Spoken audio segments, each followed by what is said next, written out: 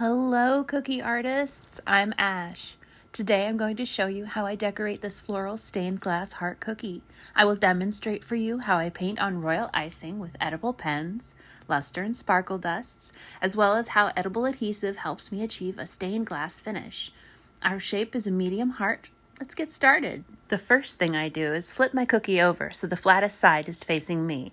Then I take my cookie cutter, and with an edible pen, the felt tip side of the pen works best for me when I'm drawing directly onto cookies. I trace the interior of the cookie cutter so that I am able to see the exact shape I want to pipe with my white flood icing. I use one consistency when I'm outlining and flooding.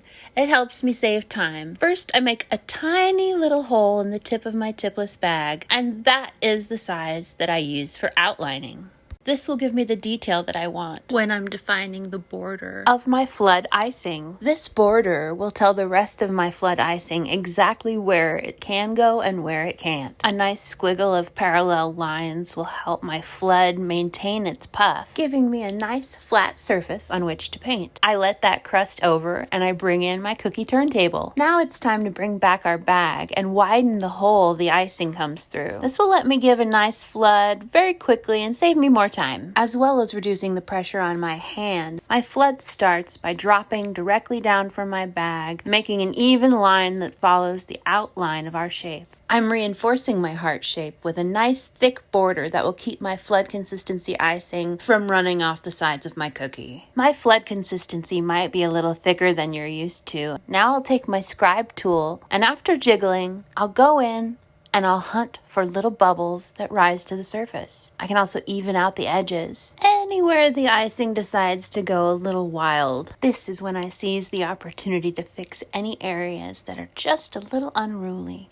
I can make sure my heart shape is exactly how I want it. I want my tip to be nice and pointy, and the same goes for the crevice of my heart. Concave. I want it to be pointy. Now those bubbles are starting to rise, and I can detect them with my scribe and poke them out of existence. Flat and happy. I'll let that dry overnight because my next step involves pressing an edible marker onto the surface of the icing. Using my silver gray edible pen, again utilizing the marker side, I freehand what I imagine to be the back of an exotic, abstract flower. Your flower can look like this one, or you can make it look however you want. This flower that I've created in my imagination has pointy petals. They come to a tip in an elegant curve. This flower is going to be the main subject of my design. All other elements are going to be pointing and directing the eye toward the flower. This asymmetrical design leaves plenty of negative space, keeping my cookie from looking too crowded. When designing florals, I like to work with a minimalist approach. The teardrop shape signifies a bud,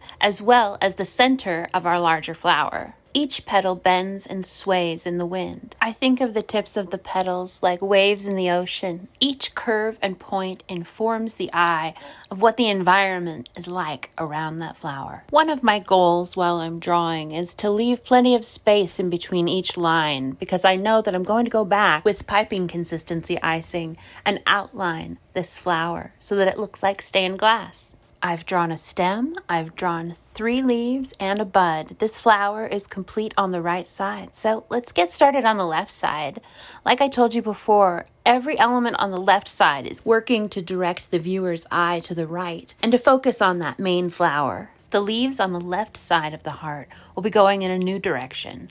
They're not going to be following the same wind rules that the leaves on the right side of the heart had to follow. These left side leaves are working to create a frame but not hog the spotlight. Curvy and whimsical, and most importantly, they're of odd number. An odd number of leaves looks more natural. Outline complete. Now it's time to get started with the painting. Here's my alcohol. It's what I used to dampen my brush. The first layer of color I'll be putting down will be pink with an edible pen using the marker tip. I'll be moving my color around on the icing surface using a small, somewhat loose bristled brush. I start at the base of each petal where I want the color to be most concentrated. I blot my brush on the paper towel next to me to remove any excess moisture that might pit my icing surface. I use high-grain alcohol instead of water as a moisture agent because it evaporates so quickly it doesn't have time to eat into the icing. Keeping my cookie smooth for easier painting. My damp brush is only going to move around the ink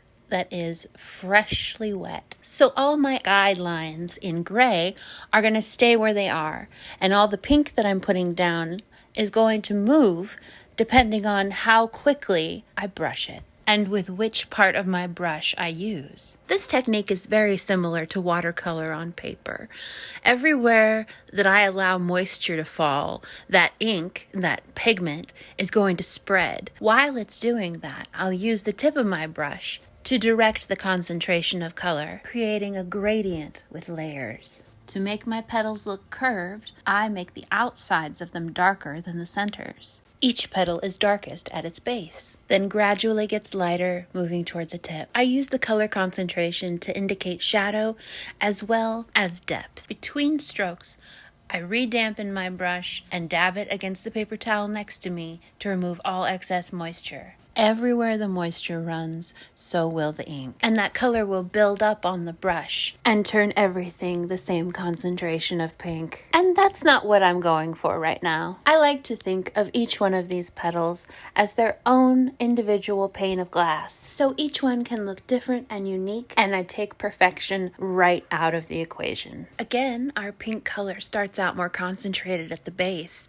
and I use my barely damp brush to pull that edible ink toward the tip of the petal, very lightly and gently dragging it into a sharp point. I'm reinforcing the color at the base of each petal, everywhere the petals meet and are clustered. I leave the center of each petal light and white, because remember, light is coming through it. Each petal base is concentrated with color. Each petal tip is diffused completely of color. And I use the tip of my brush to lightly drag that color up toward the tip, but not all the way. And then I also use my brush to push that color around and make sure that it doesn't fill up the whole petal. Between applications, I blot my brush against the paper towel next to me. I take off the excess color so that I'm able to control exactly how light my petals turn out. I also do this, as I said before, to remove excess moisture. I'm careful not to put too much moisture onto my icing surface at once. I want my canvas surface to stay flat and unpitted and strong enough to stand up to the pressure of a pen being pressed against it. Too much moisture at once will start to eat away at the icing and make the surface that I'm working on unstable. I like my icing to be strong and flat and dry like a canvas, ready for me to paint on every time. So I will take a few moments between applications to allow that alcohol to evaporate and completely dry before adding more moisture to the cookie's surface. When the cookie surface is shiny, I know that it's still wet, and when that shine goes away, I know that it's dry and ready for more moisture. Using high-proof alcohol, I can do this as many times as I want to and paint on my cookie for as long as I need to get my design just right. I like to work slowly, building up the color in layers. I think that's enough pink. I'm going to move on to red. I want the base of my flower to really pop. And since my pink dries almost instantly, I'll get started. I'm going to use the marker end, just like before. Let's take this red party to the base. I'm going to make the base look like it's magenta. This red is going to brighten everything up. In combination with the pink, the red is going to make it look like a gradient of colors coming from the center of the flower, concentrated and diffusing toward the tips. At the very most, I'm only dragging the red color up about halfway on each petal. This allows me to define my shape while not muddying any of my pink. I want these two colors to come together and create a magenta. I don't want the red to cover up the pink. Each time I dip my brush into my alcohol, I dab it off onto the paper towel next to me. And now, using the red, I'm dabbing off even more moisture than I was before because I don't want that red to go everywhere.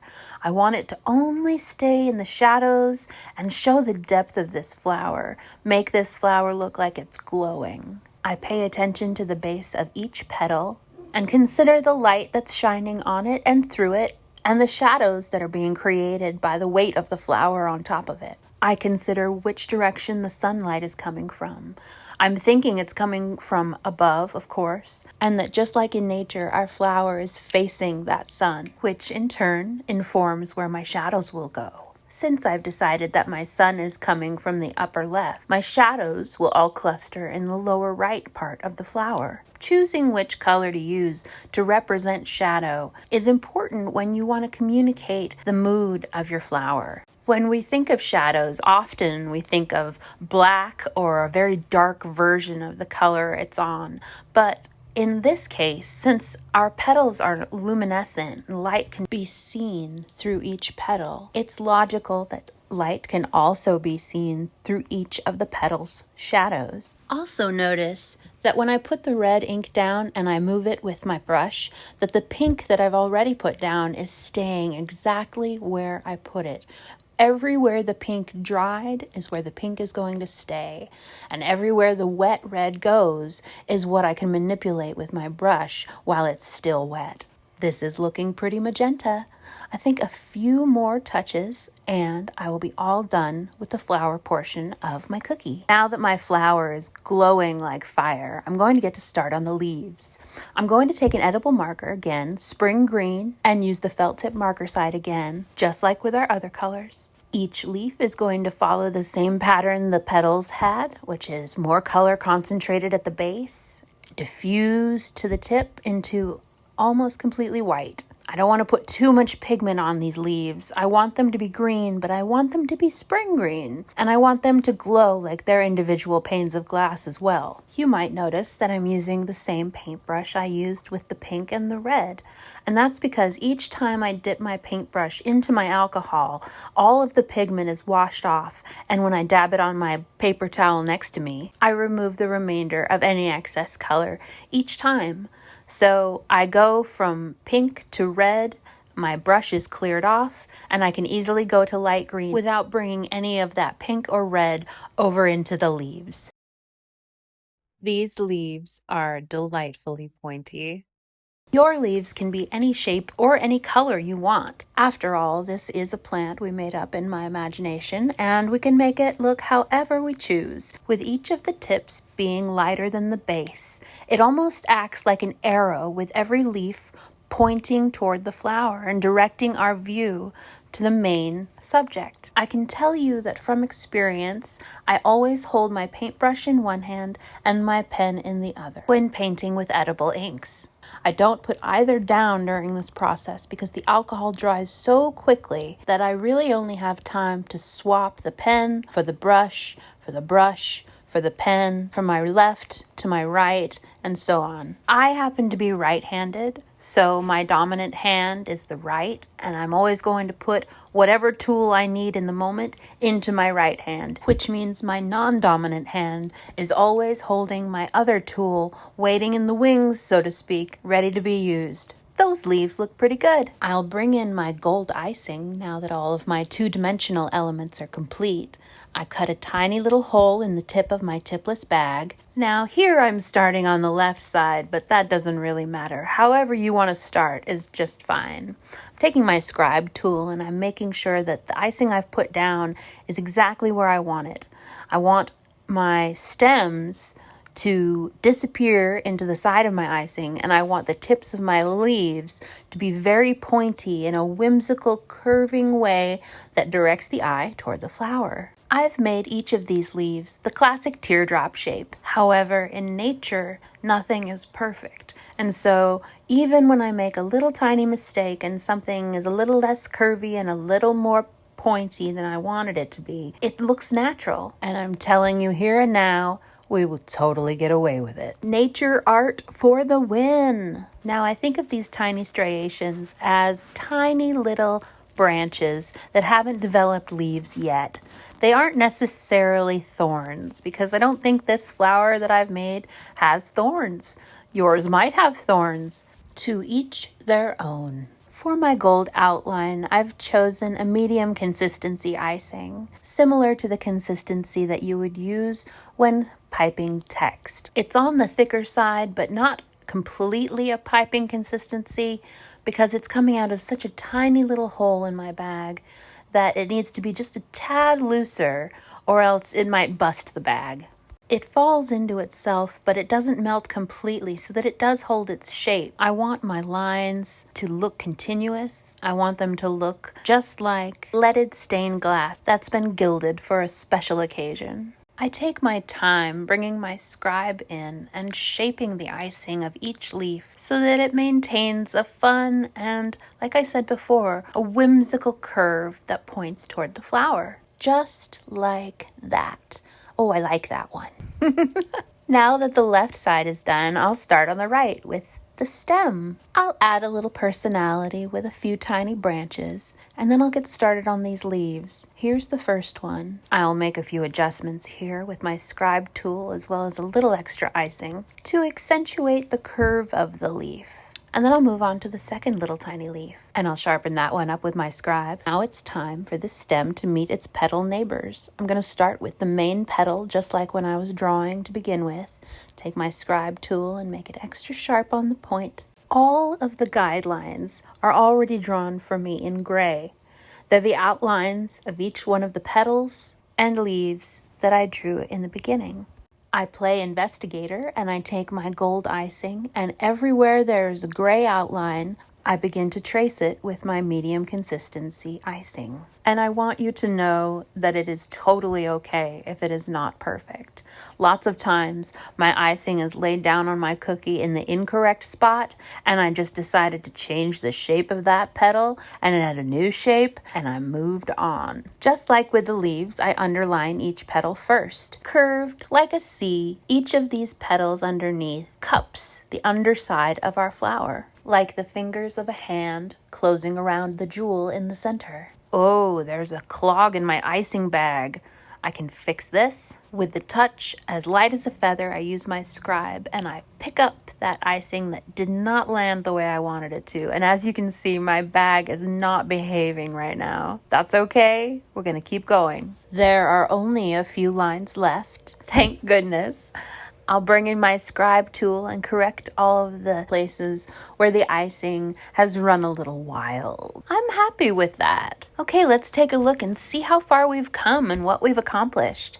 Nice. We're going to let this crust over in front of a fan. Now that it's crusted over, we have a nice surface to paint on. I'll grab my alcohol one more time. I'm going to use gold luster dust. I take just a few drops of my alcohol and I add it to my little luster pot. Then I grab my paintbrush. It's very fine tip and loose bristled paintbrush. I don't want this stabbing into the icing because it's only crusted over. It's not completely dry, so it can be smooshed. I start out painting with my ratios of alcohol to luster dust a little off. There's a little too much alcohol and I need to mix in some more luster dust. That way it'll glide on, be nice and smooth, metallic, and reflective. Now it's behaving the way that I want. The whole time I'm painting with this gold luster dust, all of the alcohol that I'm using is staying inside the luster pot, and I add a few more drops at a time, but only a little bit because I only want the very minimum amount of moisture on my brush,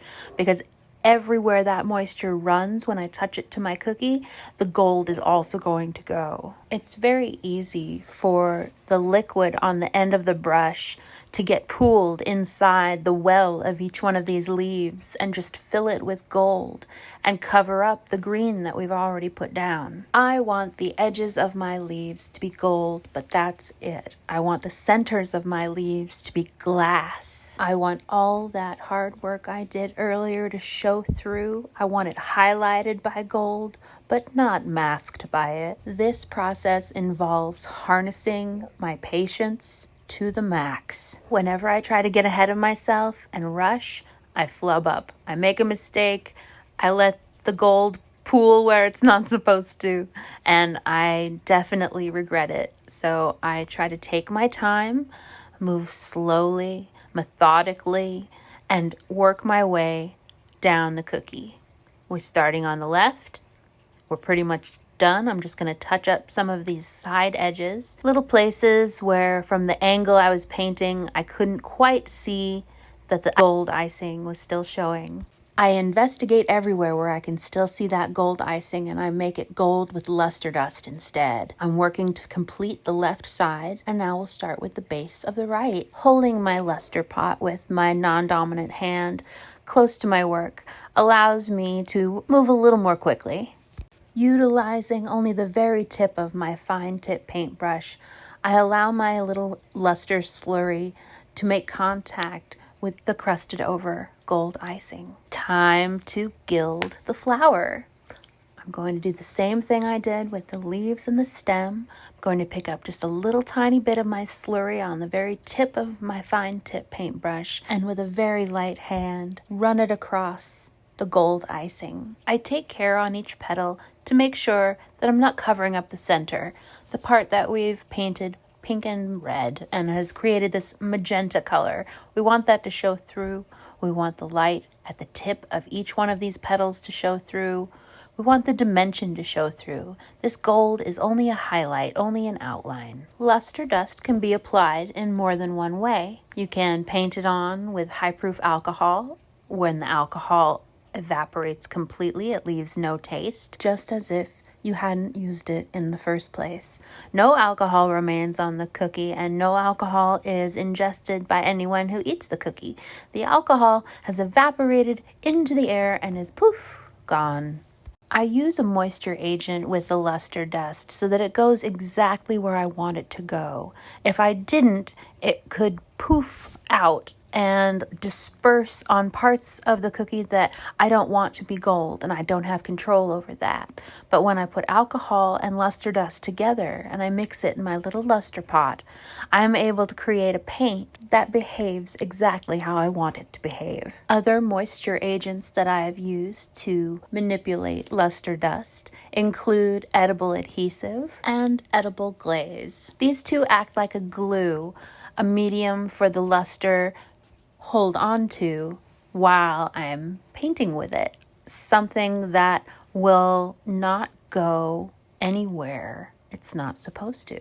Like I said before, I'm not using water because it can pit the icing that we're dealing with here, especially since it's only crusted over. I don't want to put any holes in my icing by having too much liquid rest on it for too long of time.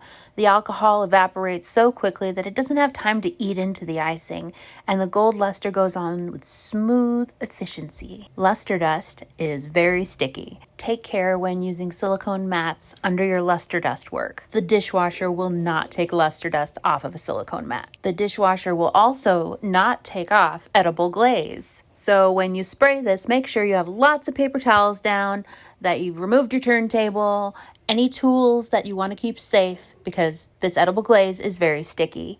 We want it to hold our luster dust onto the surface of our cookie during our next step. Before we move on, we'll let this air dry.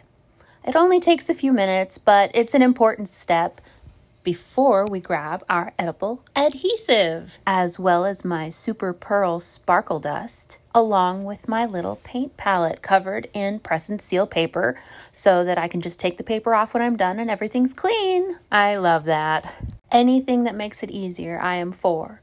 So I'm putting my edible adhesive into the well of my paint palette, and I'm adding some edible glitter.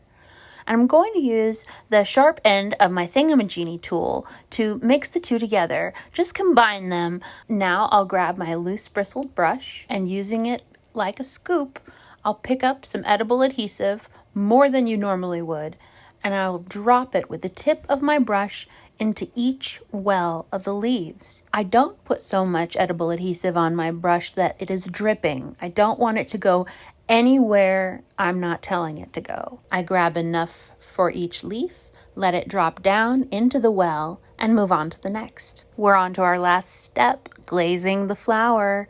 Each of the petals, just like the leaves, get their own dose of edible adhesive that has already been mixed with edible glitter. This is going to give each well of color its own stained glass appearance. It's going to look glazy and reflective, just like glass, even after it's completely dried. I'm topping off some of my wells with a little extra edible adhesive, and now all of our painting is done. Awesome, let's see what we've got. Okay, I can see a few little places that need a little touch up. I'll grab my scribe tool and scratch right there. A little bit of luster dust that I don't want on the white. There we go. And a little over here. I'll look to see if there's anywhere else I can fix. Anything that's got a little more than I wanted it. Right there. I think that's a good spot. Kind of fix that up a little bit, make it a little more white. I'm happy with this. But there we have it. Congratulations. We've decorated a cookie together.